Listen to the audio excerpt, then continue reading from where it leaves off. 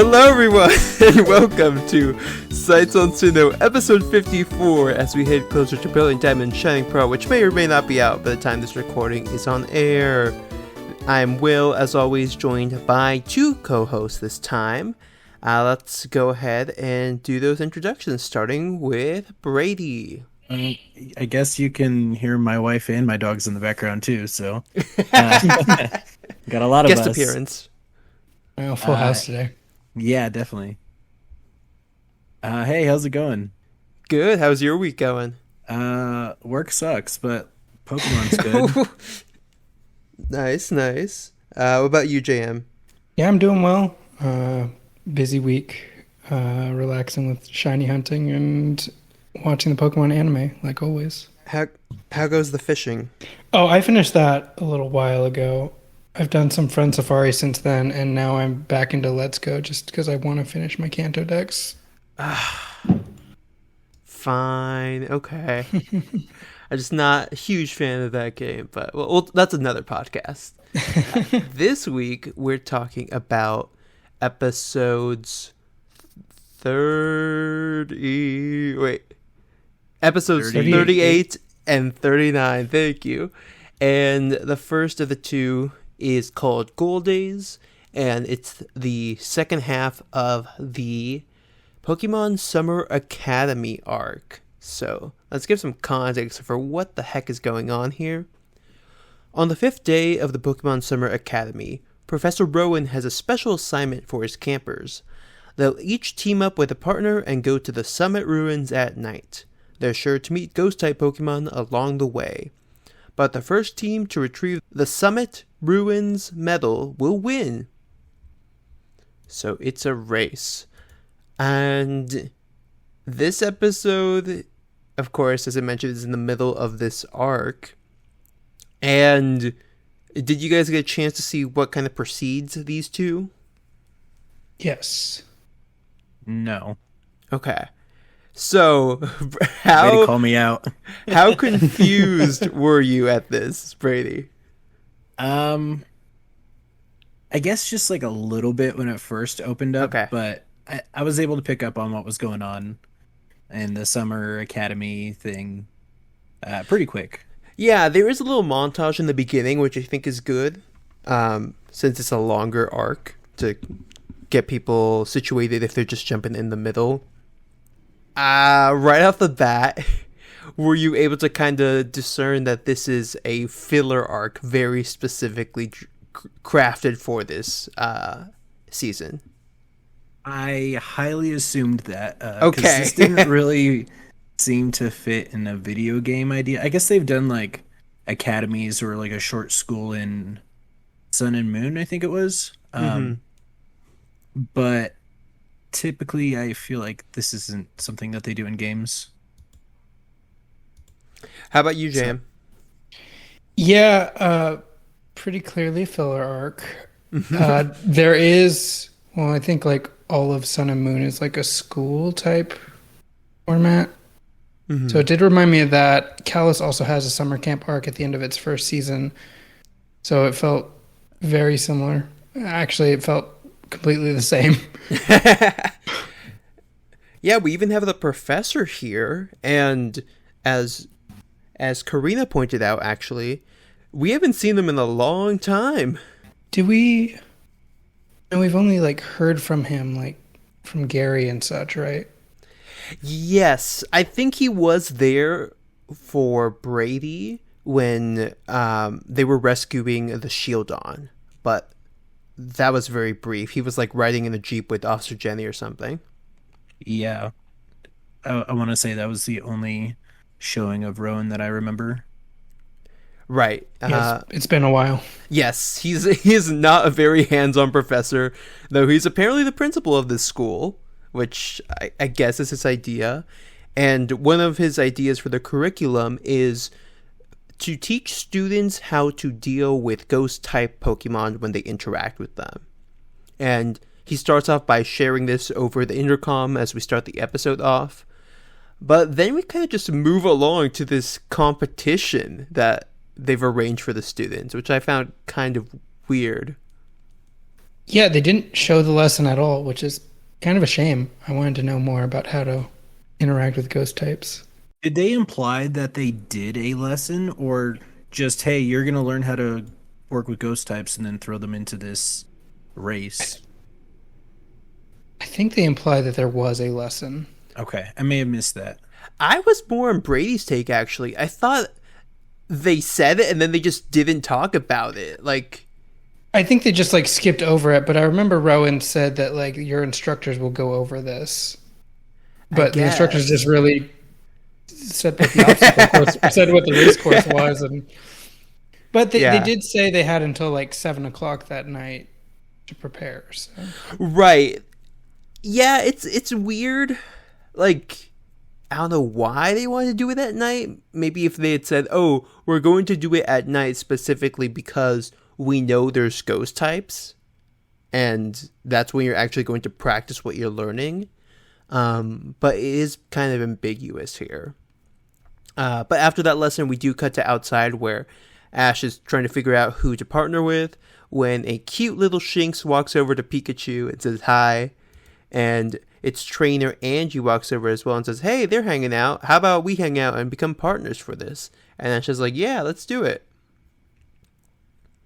What did you guys think of Angie? I liked Angie. I didn't feel like there was anything like bad about her. I did think it was a little strange that Ash and Dawn didn't immediately team up, or Ash and Brock, because I think we've seen Ash and Brock team up in a previous episode where they were like pairing off. Yeah, agreed. Like it is weird that because they were told to like pair up with people on their team, and all three of them are on the same team. So it is odd that none of them did that. I guess they just wanted other options. I think the Ash Angie pairing works here just because that's like the central point of this camp arc. Right, she's like the main new character for this little arc here.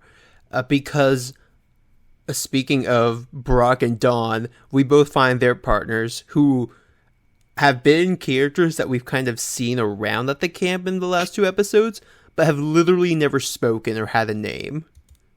And this is where we meet them. Like, this kid named Mitchell comes up to Brock. He's like, "Hey, I'm scared of the dark, but do you want to be my partner?" Strong pickup line, by the way. It was like full dad mode. Like, "Oh yeah, I'll protect you." He's very kind here, which is nice. Yeah, I really liked this aspect of him. It was good to see the not bad side of Brock, I guess. I guess he just like shows that part of him so often that you forget that this side of him exists. But he does seem to be really good with younger children, which goes back to like his brothers and like his entire family that he helped raise. But he's also like good at instructing and teaching and leading through situations. And so I felt like that was really fitting of his character in this episode. Agreed. And I wonder if they did that to contrast him a bit more with the person who we find is going to be Dawn's partner, who is Kendall. And God, he's a lot. He's very fond of the tank top on the t-shirt look, which I'm wondering if it was adjusted for a kid's show or across the seas from Japan. Because he's kind of the jock of the group here, and is like, "I'm gonna protect you with my muscles, Dawn." Yeah, he was obnoxious. I gotta say, the fake out they did when I first saw this episode, I thought it was gonna be Conway. Same. Even though they're not on the same team. I don't know which one is worse though. Oh, they're both terrible. I know. It's so bad. But man, when Dawn was like, what'd she say? Like something like annoying or something like that. Mm-hmm. And then it was not Conway. It was this guy who we've literally never interacted with before. Yeah, I was also expecting Conway, and I guess that makes sense that they're like, oh, they're not on the same team, so it's not. But I'm like, did you really need these 2 new characters for Brock and Dawn? Just like put them together. Yeah, pair them up, and that's that. Like, they didn't even do much important right this episode. Exactly. But speaking of Conway, we do see how he meets his partner as he's trying to decide what to do. And deep in thought, he suddenly sees a hand poking out of the bushes and beckoning him forward. And this is the most out of character I've seen Conway.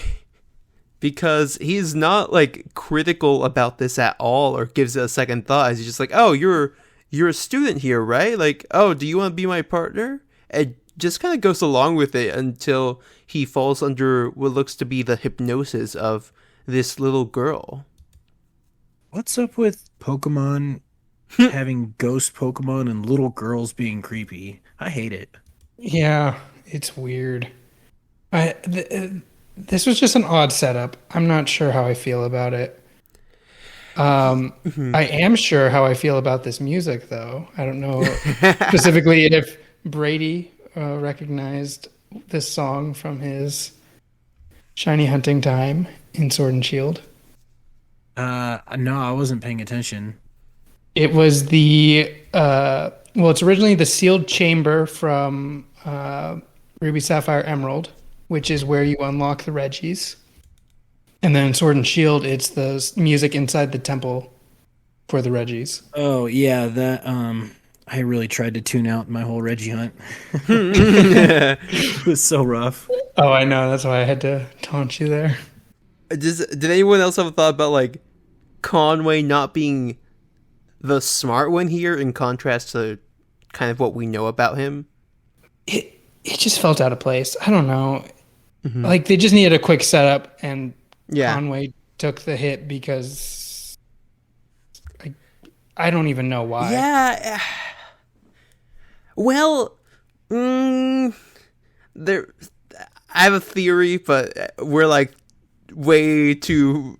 That's way in the future, so I won't bring it up now. But it's still not the best excuse for When you think, say like, way in the future, do you mean like seasons ahead or episodes? Yeah, like ahead, 2 seasons ahead. Okay, I was gonna say or like 10 minutes ahead in this conversation. Yeah, no, this is beyond the scope of this podcast episode. Got it. As every grad student knows that phrase. But anyway, we cut back to Jessie again, posing as Jesselinda, and she's trying to choose her partner from her posse of green team people, and chooses one lucky guy with the glasses who I don't even remember the name of. That's how unimportant he is. But after this, she goes back behind the school and talks to James and Meowth about rigging the competition for her to win. And she's like, all you gotta do is just dress up like a ghost type. It'll be fine. You'll just scare everyone and I'll win. And Meowth's like, I don't know if I can do that. But yeah, that's kind of their plot, which is like the C or D plot of this episode because there's so much going on. And then we cut to nighttime on the mountain where they say that 7 p.m. this competition is going to start. And you're going to go off in pairs through the forest and try to get to the summit. And each of the teams is kind of given a different starting point for some reason. They're just like, it's all the same distance. It just seems really complex for what's supposed to be a lesson for ghost types. It's way too complicated, and it's done only for the means to split up characters and make events happen in a certain order. And it's weird that it's a race, but everyone leaves at a delay. Yeah. Like one pair at a time, all going the same way down the same path. It's not a smooth race. Like, I guess they don't want the team working all together. So they're like, no, you have to go separately so that way you don't all just bunch up and work together to get to the end or something. I guess. Yeah. But to start off, on the red team side, we have Angie and Ash who are going at this with their Shinx and Pikachu. Just as 7 o'clock starts. And then we kind of see each of them go off from the starting point. They got their flashlights and they're walking along when a hand grabs Shinx's tail from the bushes. And Pikachu is like, whoa, whoa, whoa, and just fires a thunderbolt into the bushes, which scares away a haunter that had grabbed onto the Shinx. And Ash and his friends look over into the bushes and just see the full line of all the ghost types from Gen 1 just there kind of scared. You just gotta have the Ghastly line. Like, it wouldn't be a ghost episode without this. I was waiting for Haunter to do, like, pulling some pranks or something. Yeah, I don't know why they did this. Pushing its face up and different things. Yeah, they seem so scared. Mm-hmm. Like, are they pranksters and they just have never had someone call them out on it or something?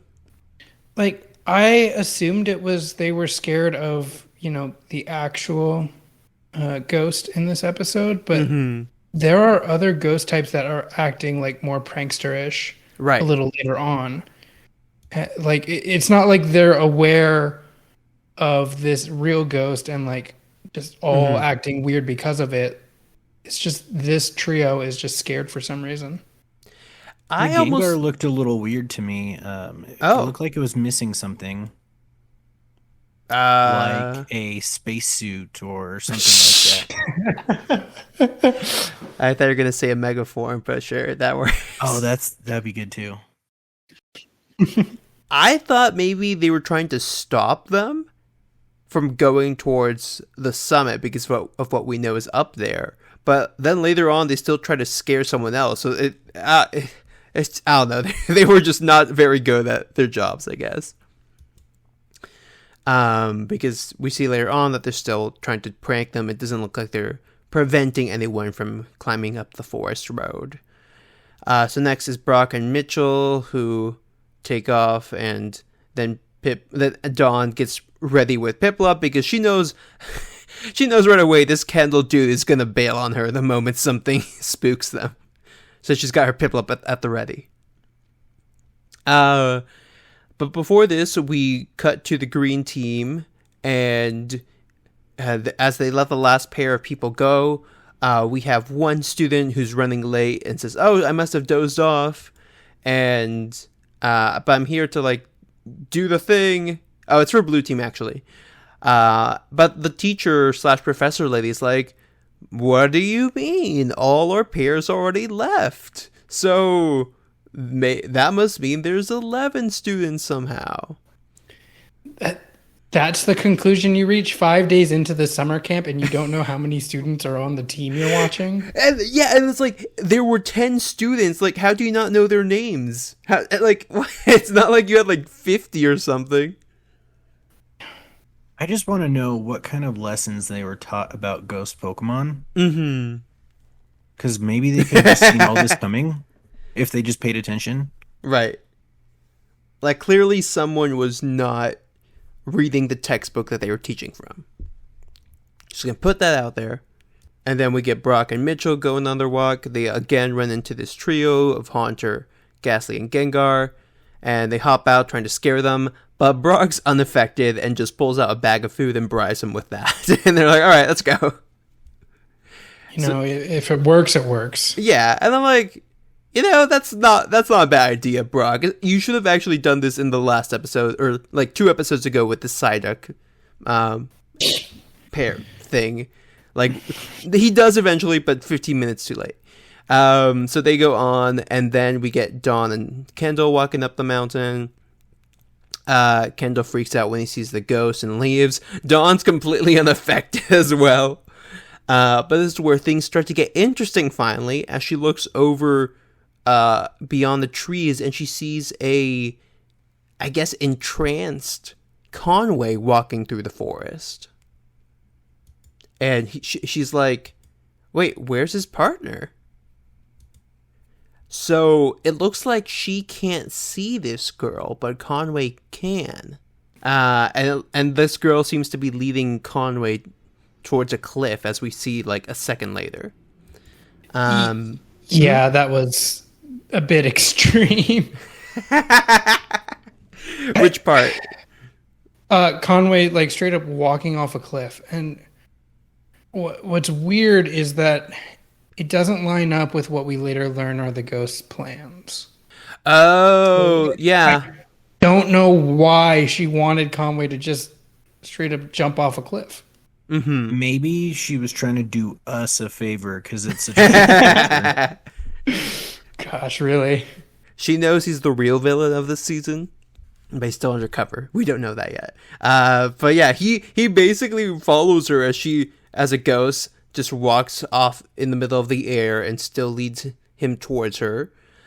But just as he's about to fall, a hand shoots out of nowhere and grabs him, pulling him back onto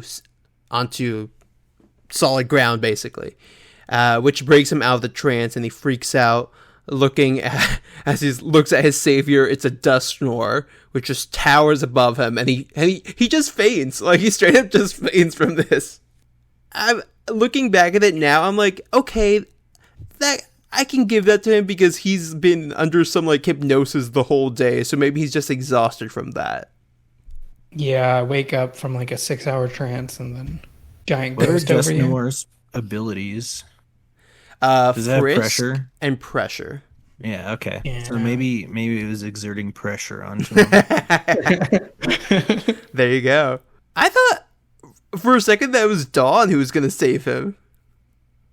Yeah, he kind of set it up that way. Like, because Dawn noticed him. Right. And then she appears immediately after this, but this Dusknoir just kind of shows up out of nowhere. Yeah, he stares down this ghost girl who's not smiling anymore, and then just kind of backs away and vanishes into the night. And as it's kind of grumbling to itself, he turns around and sees Dawn using flash on her with the flashlight, and immediately assumes that Dusknoir is the one who did something to Conway, who's unconscious on the floor. And poor Dusknoir's like just shaking its hands, being like, no, it wasn't me, I swear. Like panics and then runs away. Yeah, flies away. I thought it was really sad, actually. Yeah, he backs away, and she's like, okay, and runs over to Conway and wakes him up. And to his credit, throughout this whole episode, Conway is not creepy for once. Yeah, like 1 out of 4 episodes. Good job. Yeah. 25% right there. Dawn pulls out the Pokédex to look up who that was, learns that Dusknoir is the Gripper Pokemon, and it pulls people into the spirit world. Or at least it is said to take people into the spirit world. And comments like, oh, that would have been me if I had stepped off that cliff. So I guess we're just trying to say death here, but it's a kid's show. And that's where he starts looking for that girl that he was following. And Dawn's like, I didn't see anyone. And that's where he's like, oh my god, Dusknoir took that girl to the spirit world. Sure, Conway. He's like, oh no, he's actually thinking, oh no, did they push her off the cliff? She was right in front of him. He's just projecting the spirit world as like a coping mechanism. Exactly. It's gonna take some therapy for that to come out. But then everyone, including Piplup, is like terrified now of what this means. But we again cut back to Meowth, who's dressed up as a Bayonet and is kind of getting ready to spook Angie and Ash are coming this way, but he can't quite close the zipper in time, and they just kind of walk past him. And he isn't able to scare them because they're already too far gone. But then as he's trying to get the zipper loose, a hand just slaps his mouth, and the zipper comes loose enough for him because the real ghosts have come here to play.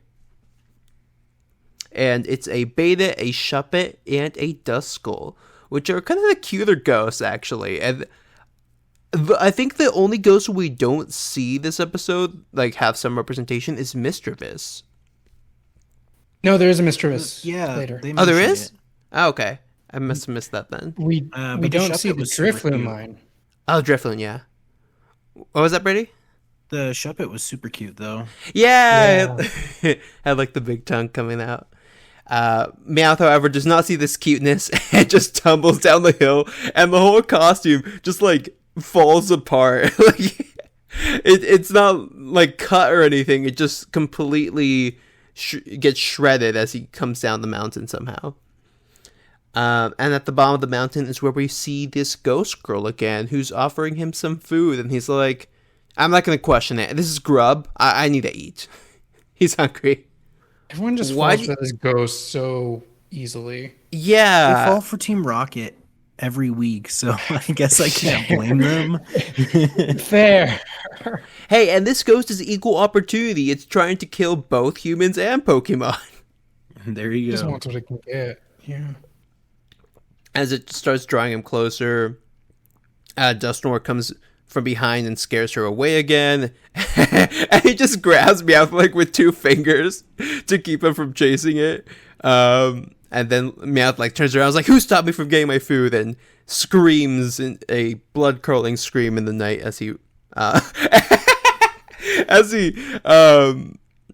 sees that's Dusknoir behind him. And then we get the great line from Jesse. He's like, "Was that a blood-curdling scream?" So on the nose. Yeah, and she's just like looking around in the middle of the night, walking with the student A, and sees Meowth. So apparently this happened right in front of her, they just didn't see it. Yeah, I'm just not even going to bother with the geography of this path. People end up like right next to each other in like really weird orders. Right. It's not... It's an interesting way to like do it, but it's not very cohesive. Jesse just like runs all away. These episodes, just don't think about it too much. Yeah, exactly. They run away. The student carries Meowth, and Jesse just screams past them, like trying to warn them about this Pokemon. Because she runs past Brock and Mitchell, and they are like, it's fine. And then they look ahead at this Dusknoir who's coming right at them. And Brock's like, "Don't worry, I have some ghost food," and tries to offer it. But instead, he just tries to burn Brock with Will-O-Wisp. Oh, is that what the attack was? I'm assuming, yeah. Brady, did you have an idea for what it might be if it's not Will-O-Wisp? Will-O-Wisp makes sense to me. Yeah, same. And then they take off running. So Dusknoir is just trying to scare people. And we see that the ghost girl was like just standing next to them, apparently.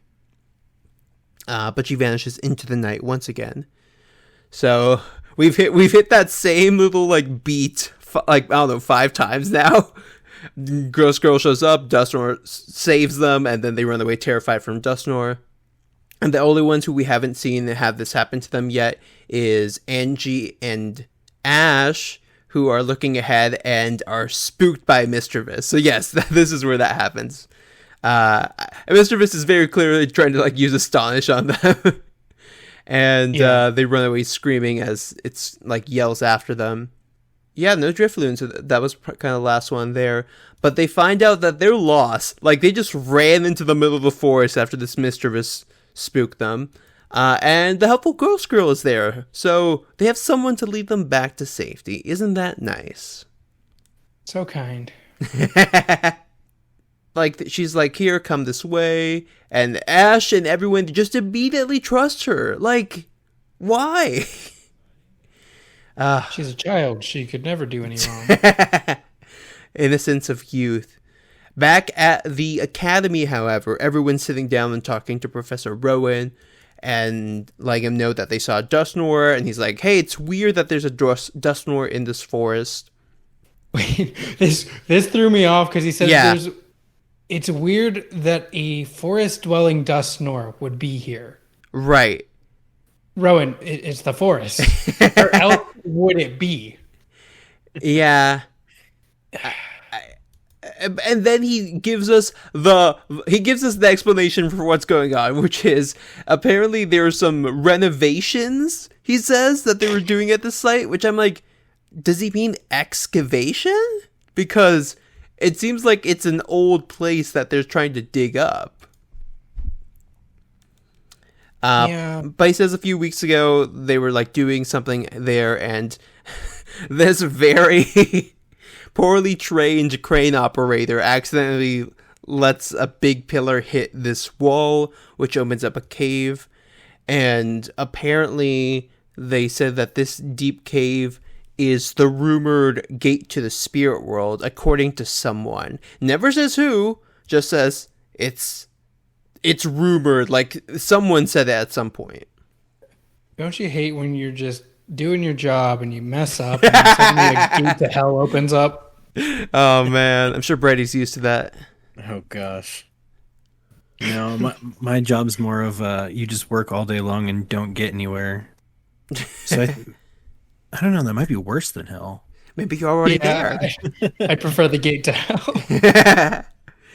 Everyone's like, entrance to the spirit world, and Rowan says the Pokédex states that Dusknoir will take people to the spirit world.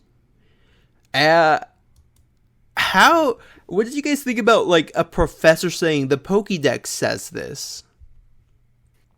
I mean, it makes sense because it's very clear that no one knows anything about Dusknoir. Mm-hmm. And like, I don't think Rowan's gotten a chance to study it much. Right. It seems like a rare Pokemon. Mm-hmm. It does kind of sound like a teacher saying, well, according to Wikipedia. I mean, yeah, the Pokedex is kind of like crowdsourced, so... Right. But this is his region, though, so I'm like, I'm a little skeptical about your credentials here, Rowan. Counterpoint, Rowan's whole shtick is studying Pokemon evolution, and Dusknoir is a new evolution for this region. Okay, so that's why... It might be something that he hasn't covered yet or gotten the opportunity to study. That's fair, yeah, I'll take that.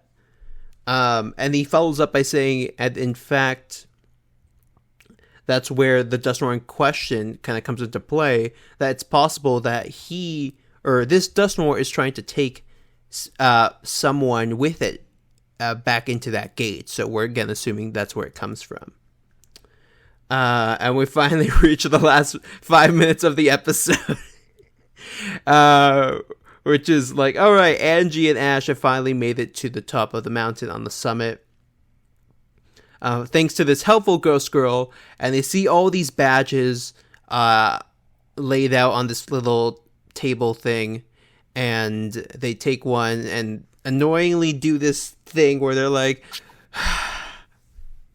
Why? They're like, hey, we got the summit badge. Yeah, the summit badge. I'm like, no. Okay, if we weren't so pressed for time, it's kind of cute. But is it? We're in the last, 3 minutes at this point. Yeah. Let's move along, guys. You don't need to do the pose twice. Brady, what'd you think about this pose? Yeah, it was just kind of whatever. Okay. I think by this point of the episode, I was just like, can we just get this one over with? Yeah. Yeah. It dragged a bunch, and this placement didn't help for sure. So I guess it's just to show their bonding because of what happens in the next few moments. The girl kind of walks past them over to the gate, floats past them, like, to be clear, and apparently they didn't see that part. And she's like, hey, yeah, let's go together. And they're like, oh, okay, well, I don't see the harm in this, as they follow her towards the cave. But then Dusknoir, and also, okay, the girl just stopped using her hypnotic powers after Conway, apparently. Yeah. So normal girl who floats. Maybe they passed their charisma check. That must be it, yeah. Dusknoir, however, swoops in and stands between them and the girl with their arms open, and everyone gets defensive, especially Shinx and Pikachu, and he just uses Psychic to slam them down into the ground and restrain them, basically. And then uses Shadow Ball, or starts charging a Shadow Ball on the girl. And Angie and Ash are like, no, don't do that. You're going to hurt her. And before it can fire a Shadow Ball, it instead switches its Psychic over to Angie and Ash, holding them down. And that frees Shinx and Pikachu, which I thought was kind of interesting. Yeah, I mean, it has strategy, I guess. Yeah, but I don't know. My understanding is like it's not powerful enough to hold all 4 of them down, so it weakened its grip on Shinx and Pikachu. Maybe it's like an area of effect. What do you mean? Like, maybe it depends on like how close things are together. Like, for like the force the of two trainers are close to each other, so he can hold them down like in a big area versus and same like with the Pokemon, but they were kind of separated from what I remember, so maybe he can cover the entire area. Oh, okay. That makes sense. Yeah. And Angie and Ash think quickly, and they're like, "Hey, use Volt Tackle," and Shinx use Thunder Fang. So they stop the Shadow Ball by combining those 2 moves and catching Dusknoir off guard. And poor Dusknoir is basically knocked out from this. Brady, real quick, what's the VGC realism of this? 0, because no one uses Dusknoir. There we go. Well, that's why, because it's not holding Eviolite, so not nearly as tanky as its unevolved form. Exactly. Yeah. I mean, you can see here, this is just a demonstration as why no one uses it. Exactly. It's more of an attacker compared to Dusclops, yes. The girl then has a creepy smile, and they're like, everyone's celebrating until she's like, yeah, come closer, let's play now. And they're like, what are you talking about? We can't play now. That Dusknoir's going to wake up any moment. And then we get a creepy looking wall behind her that's like glowing purple and red, and then is suddenly becoming a vacuum sucking them in, with Angie getting pulled into the air and Ash grabbing her by the hand trying to keep her from getting sucked in. And it's a decently tense moment, I'd say. Yeah, I get like, like spaceship, like horror movie type vibes, like where the doors are open and then the air starts flying out and everyone's like holding on for dear life, like every space movie ever. Yeah, and like, it's not clear if the girl's forcing the portal to do this or just kind of like she procced it in some way. Yeah. But as this is happening, Angie's like, "Hey, no, you're slipping. You need to let go of me, or else you're gonna get sucked in too." And it's like, "No, I'm gonna hold on to you, Angie, even if it means forever." Bold words to say to a character we're only gonna see maybe one more time after this arc. Right, just like really elevating the stakes here. Like, geez. And Ash, you wouldn't even say that to like Brock, and you've known him for like 10 years. Yeah. Oh man. You've known this girl for 5 days. Calm down. Right? It's like, oh geez, what were they up to for extra credit? Yikes. And then everyone else shows up, like, well, not even, like, it's the professors, Dawn, Brock, and Conway. Everyone else just got left behind. They're like, oh, it's okay. they don't matter. And they immediately see, like, oh, they are clearly getting pulled into the spirit world. Rowan tells them, no, don't get closer. And Dusknoir starts to wake up and grabs Angie out of the air and anchors itself down to hold them. And that's when, finally, in like the last 3 minutes of the episode, people realize, oh, Dusknoir's not trying to kill us. Surprise, surprise. What do you guys think about this realization taking so long? Bad. That's it. Just like the episode. Yeah.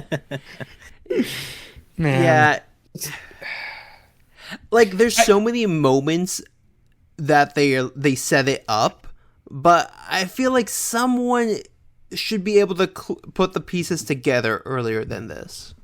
I get, like, it kills the tension of this final scene to, like, have someone realize it earlier, but come on. Yeah. It's gone on way too long for no one to figure it out, basically. I feel like when we, the audience, know that already kind of like kills a lot of the tension for the final scene. Because we know that the Dusknoir is like gonna do something. I don't know. And we've known for most of the episode at this point.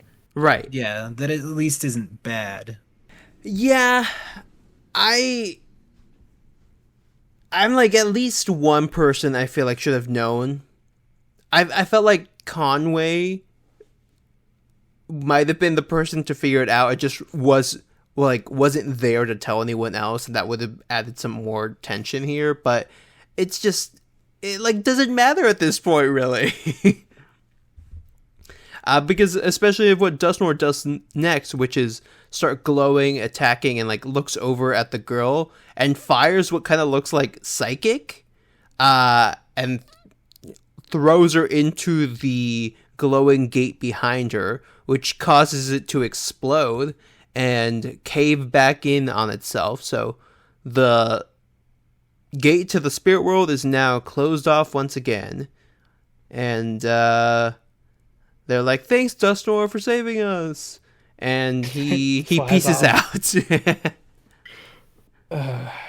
So, like, what do you guys think? Like, where's this Dusknoir from? Why is it here? Where did it come from? Why didn't it also go back to the spirit world? Well, that's the thing. Do you think it's from the spirit world? Maybe it just stays in the ruins and like tries to prevent that spirit world portal from opening up. Yeah, I guess that's like the most likely other scenario. It just seems weird that Rowan had no idea that a Dusknoir was there. Yeah. Prior to the spirit world gate opening. Right.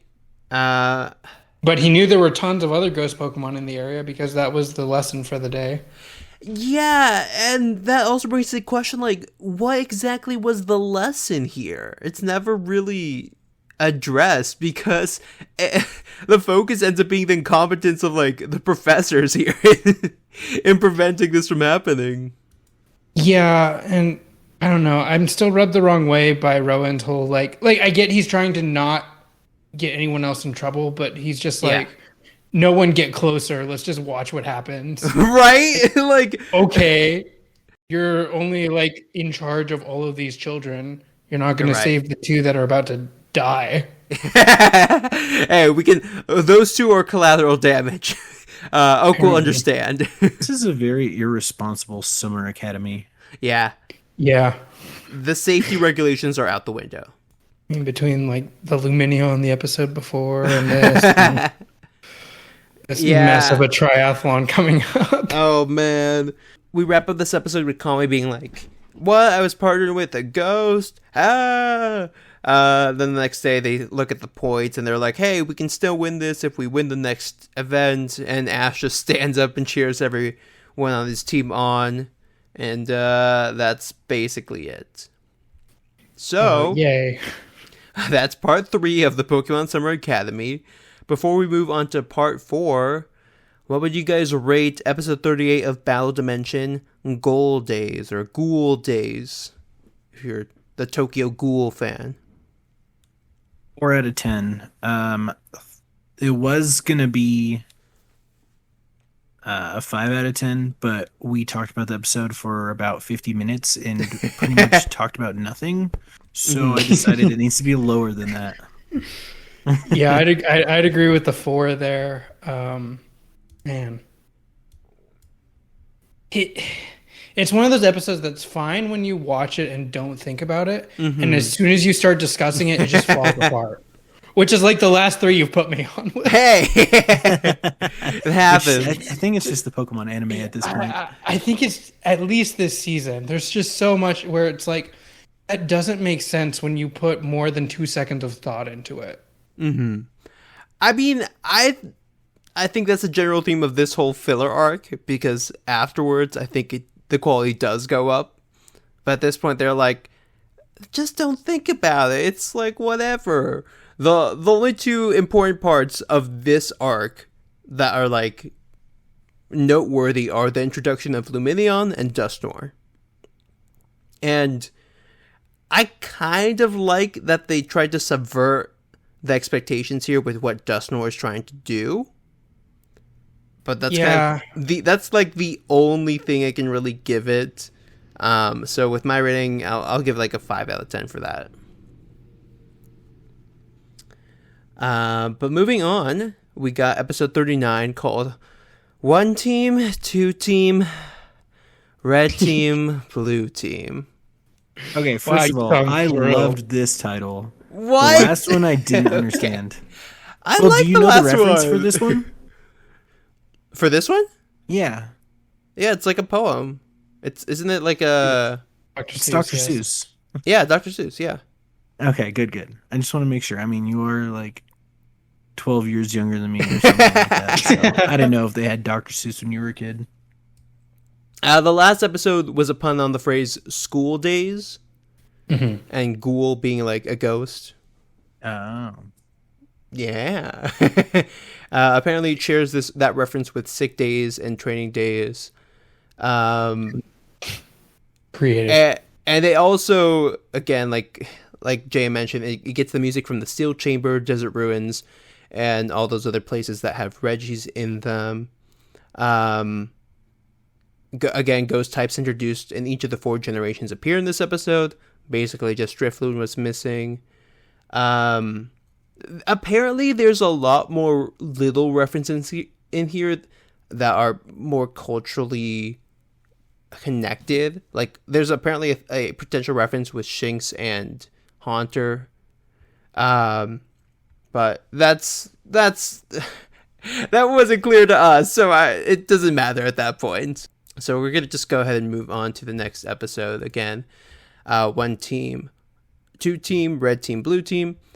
The Pokemon Summer Academy is almost over, but there's one more event left, the Pokemon Triathlon. Each trainer is going to use 2 random Pokemon for 2 parts of this race. And it's just gonna be new Pokemon, and the stakes are red team basically needs to get first and second place in order to get enough points to win. So they explain how the triathlon works at the classroom, which is basically the only thing these teachers know how to do is explain the competitions. And then Angie and Ash are like, no, I'm going to be first. No, I'm going to be first. And they're like, it doesn't matter. Brock's like, shut up. I'm annoyed here just because like this whole arc is about like Ash and Angie like becoming closer. And like I get their rivals, but this just read way too much like the first episode, and it felt like we haven't made any progress over, her almost dying and the and stuff. And now they're back to fighting again. Yeah, it's like the development like resets. Pokemon does this a lot though. Like with true. Ash. Like Ash always has usually a female figure that he gets along well with, but also argues with, and argues like a child with. And it's like, your arguments literally make no sense, and it's wasting my time. Yeah, there's a lot of like unneeded tension here, and like, I wonder if it's just an element of this being a filler arc where they're like, yeah, whatever, reset their characters basically at the top of each episode here. Conway comes up behind Dawn, as always, saying that he's spent a lot of time analyzing and collecting data about her throughout the week at the Summer Academy. And yeah, that's not creepy. Is this how you flirt? Analyzing someone? Analyzing. Yikes. And he's like, yeah, Dawn, you're with all the data I've collected, you're my most formidable rival. Yeah, so is like the creepiness like all just a ruse so that he can get more data on her? Like, is he actually interested in her as like a romantic pairing? Because that's what it came across as earlier. Mm-hmm. Or is he just trying to find out his enemy and crush them? I think Brady, your thoughts? He's strange. God, he's weird. Yeah. Like, okay.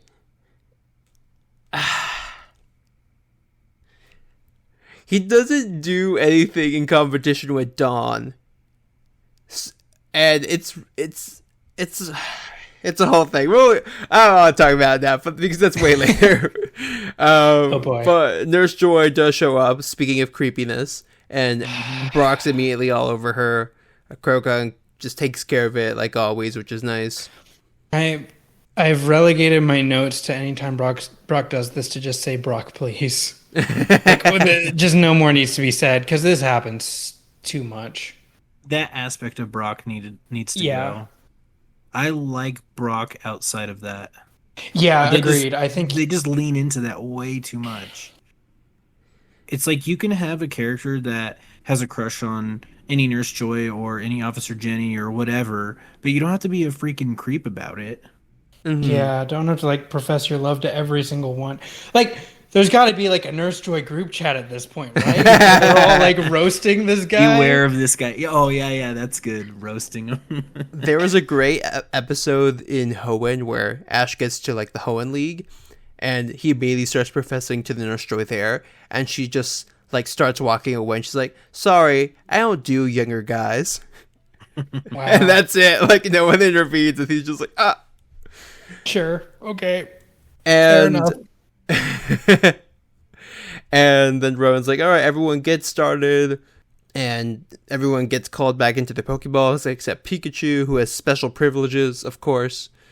And Jessie, who is in the back, immediately just charges forward. And she gets to the first spot where she picks her Pokemon for the first segment, which is just on land riding a Pokemon. And it's a Hippowdon. She's not pleased. Like, as you might expect. And she's like, let me switch it out, actually. And they blow the whistle in her face. And like, that's against the rules. You have to stick with this Hippowdon. Sucks to suck. Yeah, exactly. And as she's still like pouting over this, everyone else runs up. And we get the best Pokemon you could choose to ride, which are a Spoink, a Dodrio, an Onix, and an Ariados. They had to do this just for the comic effect, right? Win.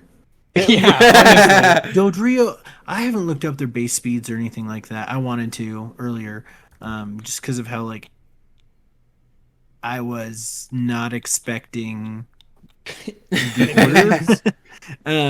Dodrio should have, in my opinion, been way in the front, and then maybe Ariados behind. But Spoink, it had to just be. It had to just be comic effect. And that part was funny, but I think it would have been funnier if it was just like super slow. If like Ash was just left behind on this Spoink that was just barely jumping. Okay, this isn't even the weirdest of the ride Pokemon for this. Yeah. Like, oh yeah. Yes. That's wild. It gets weirder. Right. And before we get there, Jessie is like, all right, I'm going to ride this Hippowdon. But the way Hippowdon travels is by using dig. So they just go underground somehow. And again, we get that Dodrio with Dawn. And Ash is catching up on Spoink somehow. But then Angie does the coolest thing probably this whole episode, which is propel herself forward using Ariados' string shot. Yeah, straight up Spider-Man-ing this. Yeah, that part was cool. I like that. Yeah, and she just takes the lead, and then Dodrio somehow gets left behind of these two Pokemon. I also like the Ariados webs thing because it cuts to Rowan, and he's like, yeah, that's the whole point, is like getting them to learn how to adapt to any Pokemon. And it's like, that's actually a smart thing. You learn something. Good job. You're the only person in this camp of like 40 people to learn anything. Hashtag educational. Brock, who I feel like Brock should have found a way to go faster. Like, he's had an Onix before. Yeah, that was a little frustrating. When you see the Onix first pop up, I thought, oh, it's Brock's. And then I'm like, no, they wouldn't give it to Brock. Brock already had an Onix. Like, it just would be unfair. And then they still gave it to him. Yeah. And he was still slow. And he still doesn't do anything with it. He just He's just chilling behind the other three. It's just kind of like inchworming along. Yeah. Snaking along, and then we cut to all these other Pokemon, including a Camerupt, a Blastoise, Drapion, Ursaring, Tauros, Shiftry, Donphan, and then the coolest one, we get Garchomp. Garchomp, who's being ridden by who's being ridden by the partner of Jesse from the last episode, and he has no control over this thing. It was just straight up barrel rolls, like flying. It was so good. Yeah. Honestly, I just watched 20 minutes of that, and right, I would have had a great time. Yeah, it's just like freaking out, flying in the air above them, and immediately looks like it's gonna crash into this Camerupt, who falls down and lets out an eruption, which hits the Garchomp, and everyone just comes tumbling down, and there's like thunderbolts, hyper beams, everything's going out of control here. And they call out like, "Oh, it looks like we have a Pokemon pileup on the field." What is this, NASCAR? Like, but here we go. I need to like breathe in very deeply for this one. Because, the weirdest ride Pokemon. Because it looks like Conway had to take a deep breath as a Dugtrio carries him from out of the ground. So apparently they've been tunneling underground, and he's riding it. And I'm like, this makes no sense. So weird. How do you ride a Dugtrio? I don't like it. What even is it? Like, no one knows what it is underneath. Conway knows these secrets, and he's come out exactly the same. He is not a changed man from that experience. Yeah, right? Hey, maybe this is just a different person now. The old Conway died somewhere, and Dugtrio just brought this one with him. But he says, I had a feeling that digging some holes and traveling underground was the only way to go. Yep. And that's the only explanation we get. Okay, but one, you didn't get to plan this. You just got a random Pokemon.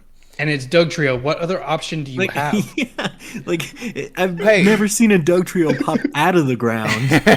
Hey. So, how are we going to do this? Brady, what do you think Dugtrio's base speed is? Gosh, it's actually quick, I believe. Yeah, because it's like a mole. Gotta dig fast. Do you want to take a guess? 95. I was going to say 100. 120. What? Whoa. They had no reason to go underground. They could have just sped past all these Pokemon. Then we would have finally seen Dugtrio feet. Or whatever it is beneath the ground. Yeah. So then we cut to our heroes who are at the front. And they make it to the first section, which is now the water segment. And they put down the balls and then look at who their new water Pokemon are. And Angie gets, like, the best one, which is Lapras. No, Dawn gets the best one, which is Sharpedo. Okay, because sure. It has the speed behind it. And but she doesn't use it to its advantage at all. True. But, like, which one's more comfy? Let's be real. Lapras, for real. Yeah. Yeah, Lapras is great. It was cool to see Lapras. You know, the very typical ride Pokemon for water. Yeah. But yeah, I think Sharpedo would have won that race. Right. Like, we have Alola or like Gen 6 basically to prove this, and I think Gen 7 too, right? Yeah. Because I know in the games, if you have a Sharpedo, you will use that for serve, and it'll go faster than other Pokemon in Omega Ruby and Alpha Sapphire. Yeah. Which it does in Alola as well. It does in Alola. Okay, yeah. So I think that's a cool little difference there. But okay, I will say I did like Ash's pick for this, which is a Mantike. You did? Oh yeah, I love Mantike. Oh, man, I was so confused because at first I was like, that can't be a Mantike. Like, he has to be writing on a Mantine. Maybe they just said it wrong. And then I'm like re-looking. I'm like, no, that's actually a Mantike. I did the same thing. I was like, this is a Mantine. Nope, it is not. Correct me if I'm wrong, but that's a baby Pokemon? Yeah. It is, but like, stingrays are big. I was surprised by the size of the Mantike. I think that's the other reason why I did a double take. But Wait. That's fair. Oh, go ahead, Brady. But yeah, I was gonna say, so it is a baby Pokemon, but why are you writing a baby Pokemon? Hey, This is like writing a Togepi. You're gonna squish it. Honestly, it's not like that. This isn't Pokemon Unite. We actually care about babies and we'll let them explore the world. They care about babies in Unite. They don't want them getting beaten up. That's why they aren't in the game. That's too much coddling. Yeah, in the games you can use it. My question is, had we seen a Mantike before? We've seen them in the movies that happen kind of between. I'm actually Usually they make a big deal about introducing a Sinnoh Pokemon for the first time, and nope. Right. Ash just comes out of nowhere. He's like, "Let's go, Mantike. Let's go." They just charge. Let me check real quick, but yes, it appeared in Pokemon Ranger and Temple of the Sea, which happens back in Battle Frontier era. And then it's in a future episode of Diamond and Pearl. Oh yeah, and it looks like it showed up in the very first episode of Diamond and Pearl, but I'm sure it wasn't like a major appearance. Yeah. I don't know why they don't look it up in the decks, actually. Like, because we have a race to win, Will. Oh, yes, of course. Yeah, it is a little weird, though, that no one looks it up before or after this point. And they race along, and Angie's like, all right, Lapras, use Ice Beam. And I'm like, are you going to attack Ash? But I was instead... waiting for the Ice Beam to come. Oh, really? I thought, yeah. So I thought it would be a really cool way to travel on the Lapras. Just kind of like how she used the Ariados moves. Right. Yeah, Angie's like the only one doing creative stuff here. What the heck? Yeah. Everyone else just is like didn't really like how the Ice Beam ended up being portrayed. You pretty much created like an ice hill. That you went up, and lost no speed on, and then like slid down, and gained no speed on. I think they could have just done a thing where like Frozone or something. You just do like a straight path, and maybe you just like slip on that faster than you can swim. Right. Yeah. What bothered me was that there was no speed gain when she was going down, and then the next frame is Ash, and then she's going like twice as fast as she was in the shot before. Yeah. Okay, sure, whatever. But it's all for naught. Ash basically catches up with her without doing anything special. It's just like, geez, protagonist shield or whatever. What's it called? Plot armor, yeah. It's fueled by the plot. And we get another thing fueled by the plot as Dawn and Brock are like, wow, they're really going at it. And then right in front of them pops out a Conway and a Floatzel. And Conway's completely dry somehow. Yeah, and he just comes in for like a quick, not so snappy one-liner, and then back underwater he goes. Yeah. And then that puts into question what happens in the next time we see them. But again, we cut to what's going on as they cross this like long lake. Apparently, there's people riding Tentacruel, a Wailmer, Swampert, Gyarados, Poliwrath, and Starmie. And Jessie is in dead last as she finally reaches the second part of the race on her Hippowdon. And what was? Oh yeah, exactly. And she's like, she's just very upset by this. And then the professor is kind of like, huh? Like, why is she so mad? And Jessie's like, oh, never mind. I'm like, that was fun. Thanks, Hippowdon. I'm like, you could just say like that wasn't fun because you were underground. Like you don't have to cover too much here. Yeah, that's true. But that wasn't like a Team Rocket slipping moment. It was more of, man, I gotta bad draw of a Pokemon. Yeah. I guess the Doug Trio owner didn't complain, so I can't now. But Right, exactly. You guys all saw this coming, right? She chooses her water Pokemon, and we all knew who it was before she even did it. I didn't. Oh man, I figured they just had to go for the gag. Right? Like, it was going to be this or Goldeen. And no Lumineon callback. I'm disappointed there. Hey, apparently Lumineon is a rare Pokemon, and no one's ever going to see it again, except for someone who we know who has a Finneon. No one's going to remember it again either, so it's fine. Ah, the tragedy of Lumineon. But that is not what Jessie picks as we find a Magikarp just splashing in the water, which immediately upsets her. And she just, like, walks into the lake, furious, and grabs its tail, lifting it out of the water and shaking it. And it just pulls her and speeds headfirst across the lake. Who chose this Pokemon? Why is this in the running for, like, them to use in this competition?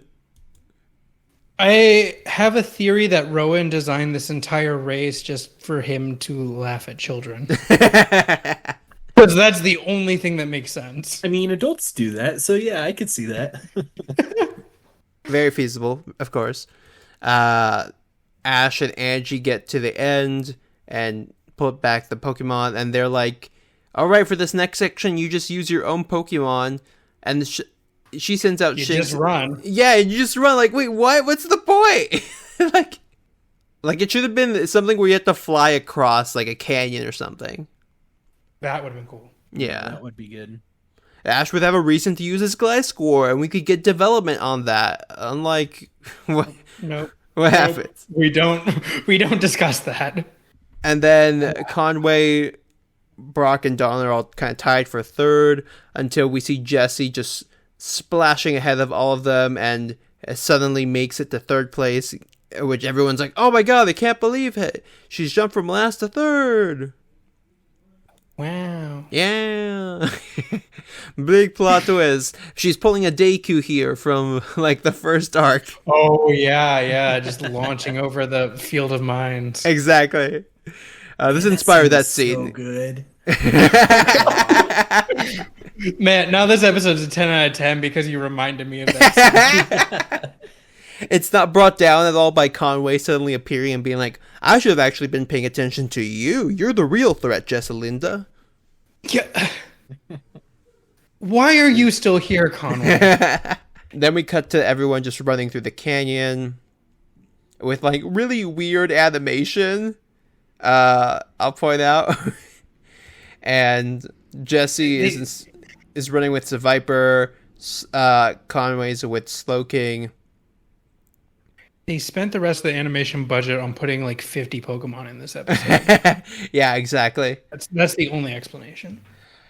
They all go into the cave, and apparently there's no cameras in there, which gives Jessie an opportunity to sabotage her competition by having Seviper use Poison Tail.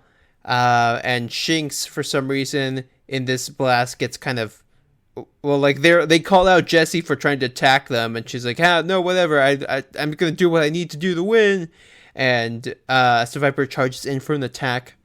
Shinx dodges, but starts rolling into a crevasse that's just, like, next to them, and Angie saves the Shinx, while Ash is avoiding the Seviper.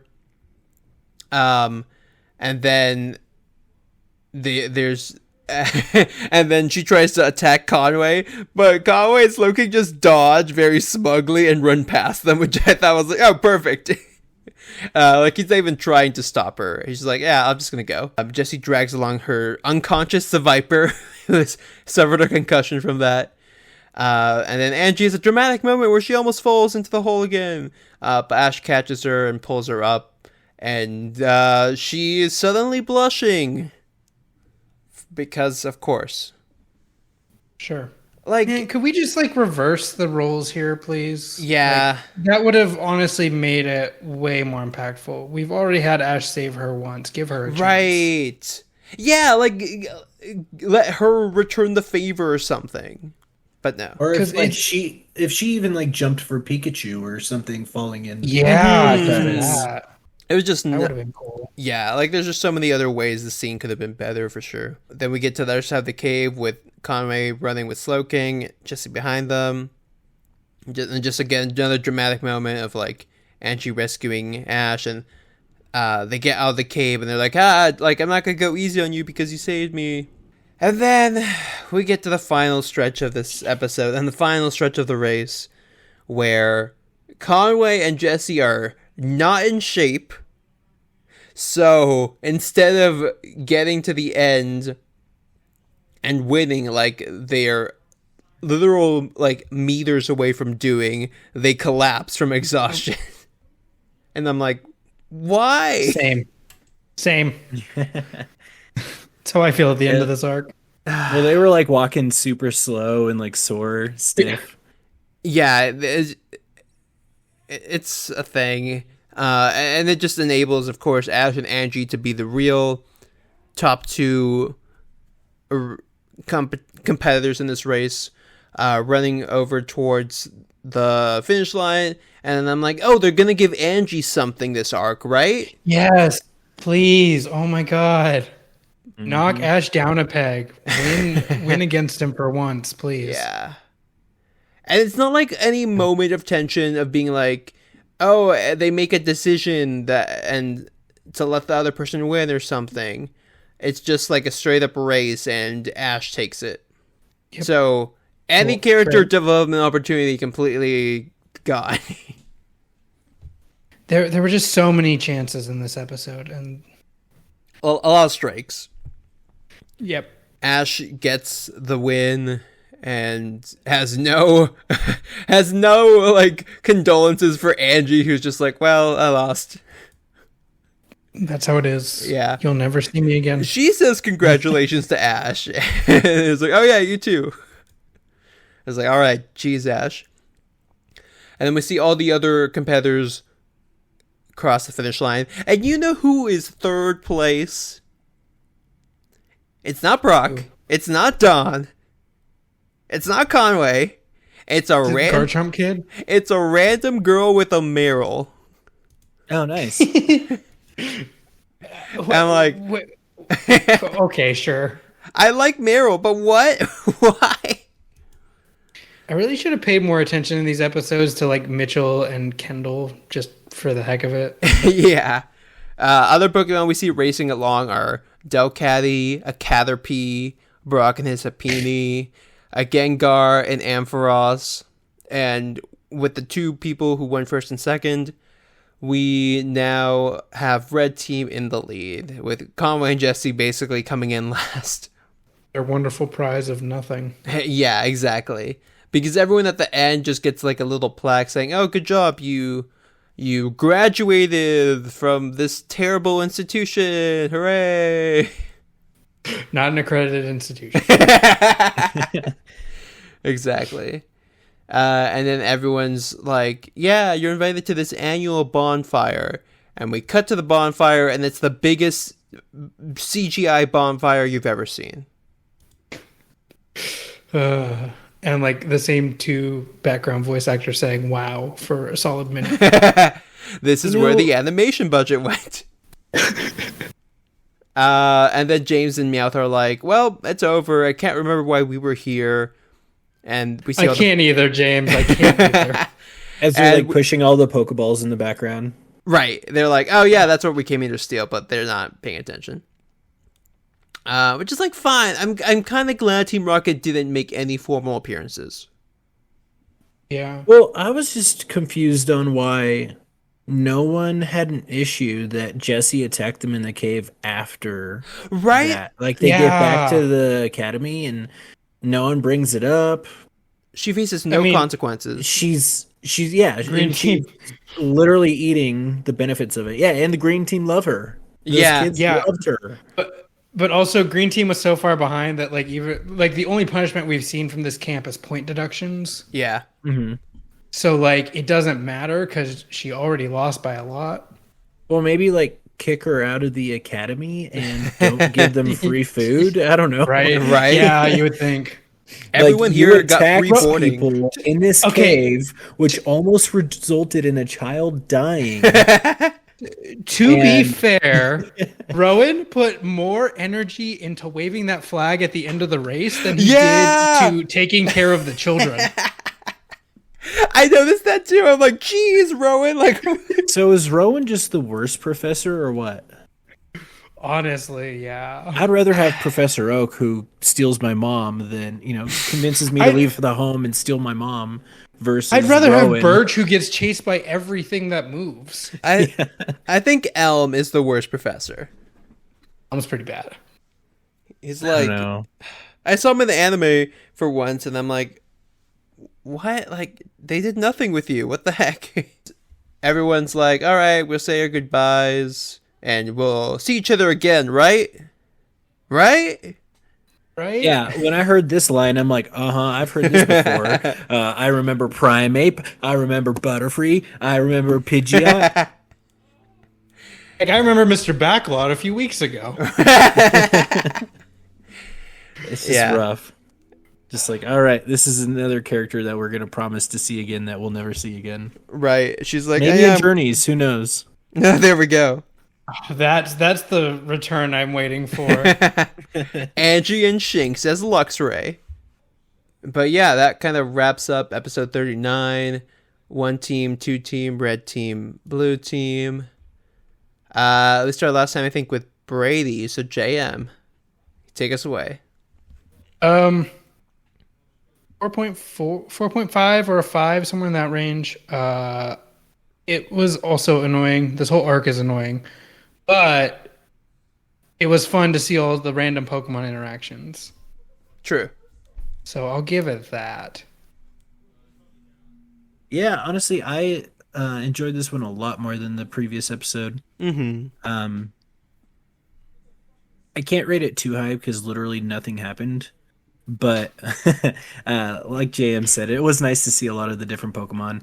And I liked some of the comedy. Like, I liked the idea that this Magikarp could fly ahead to first when, you don't expect anything of it. So I'd say maybe like a 6.5 out of 10. I can't give it that 7 because I feel like 7 is just too strong. Yeah, that's fair. Yeah, I'm going to give it a 6 because it's just very clearly the wrap up here. But at least they try at some level with the comedy. It's weird because they even set up so much potential for depth and growth. Like, Angie's the closest person who gets creative with the Pokemon and the challenge here. Which kind of just is just annoying because you clearly see that they can do a lot here with what they're trying, but it's just filler. Like, this whole arc is definitively the filler arc because even before we get here, they're racing to Celestic Town in the very previous episode so that Dawn can enter the contest in time. And then suddenly we're at this camp. So they're just like, yeah, we have to throw that in there to catch up with the rest of the episodes that we got going on. So that's kind of my explanation here. And for anyone who's like listening in and being like, what the heck was the point here? It's like, there wasn't. To be fair, there really wasn't one. It's very much just to like fill up the TV's time here as we actually get back on track following this episode with episode 40 of Battle Dimension. But question of the week, for either the land or the water segments of the race, if you got stuck with a Pokemon for either of these segments to race across, which one would it be from between gens 1 through 4? You're asking a lot. I have to remember what Pokemon. There's like 400 Gen something. 5. Well, there's like almost 500 Pokemon too. Jeez. Maybe because it's like on one of my screens in front of me right now, but I'd really like to have a write-on for the for the first leg. Uh-huh. Oh, I was thinking for the memes. That too. That too. I don't know. I think that would be fun. I mean, we see that in the Kalos games and anime. Yeah. Is that's a popular sport apparently. And they move slow as hell in the game. Oh, you mean Rhyhorn or Rhydon? Or whichever the Rhyhorn, sorry. Rhyhorn, okay. The smaller one. Because Rhydon, you could actually use it for the water. It can learn surf. Oh yeah, learn surf. Yeah. For some reason now, though. Take a Rhyhorn, evolve it, and then yes! Easy. There you go. One trick pony. And it'd be great for the cave too. It just tunnel through. Yep. That's what we're doing. The 400 IQ strat right there. I don't know what else would be an interesting one. I think I would do a Kingdra. I just looked it up. Ooh. Yeah. I looked it up. It's 5'11", so it could definitely carry me. Oh yeah. Dang. That's big. For the any other picks for land, Brady? Oh, for land, I'm just scrolling through a list of Pokemon and seeing if anything pops out. We did get an interesting variety here, which I liked, and they're just like throwing in this Garchomp here for some reason. Oh, give me an Octillery for the water, just because. Nice. Yeah, just because. Brady, did you have a pick? Oh, okay. I was gonna say, give me Mudsdale if we can go into the future Pokemon. Maybe Rampardos. Rampardos would be good. A fossil? Yeah. For water, I think I'd go with Milotic. Okay, Wallace. Wow. Hey, it's the obvious pick. My other one would be Clamperl for the memes. Oh, yeah. For land, I think Claydol might be interesting. It'd be like a smooth ride as it levitates across. Do people even like that Pokemon? Yeah, it's like Jinx, right? Barely. Chill.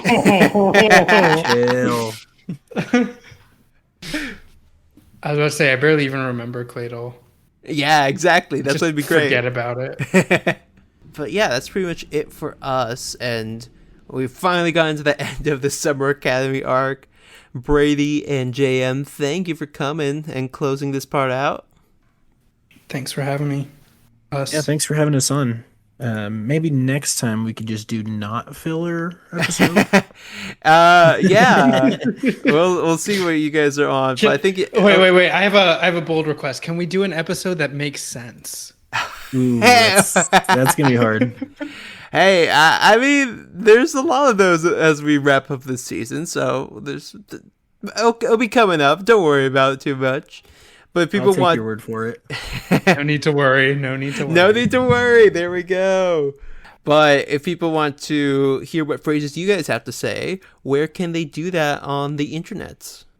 Twitter, just at Cymbacoil, and then occasionally stream on Thursdays. But if you follow my Twitter, you can find me that way. Yep, and then you can find me also Twitter, TurtleGuy512. Hasn't changed. Also, going to that, you wouldn't pick any turtles for this competition?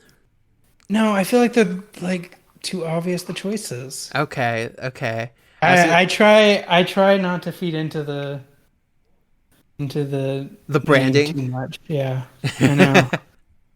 Slow and steady wins the race. I did just think of like Blastoise using Rapid Spin would be cool. Maybe, yeah, that would be cool. Maybe because he Unites on the whole mind. Seconds. Unstoppable. Hey, exactly. You're unstoppable. Unstoppable. Easy. But yeah, that's pretty much it for us this week on Sights on Sinnoh.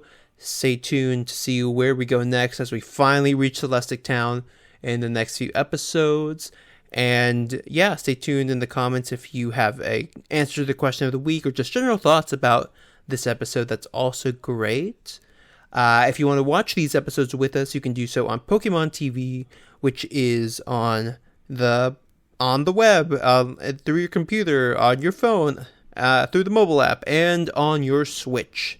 So all those are free, and you can actually download the episodes on mobile if you want to do that. So take a shot there if you're interested. As always, I've been Will. I'm Brady. And JM. And we will see you in Sinnoh. Have a good one. Bye.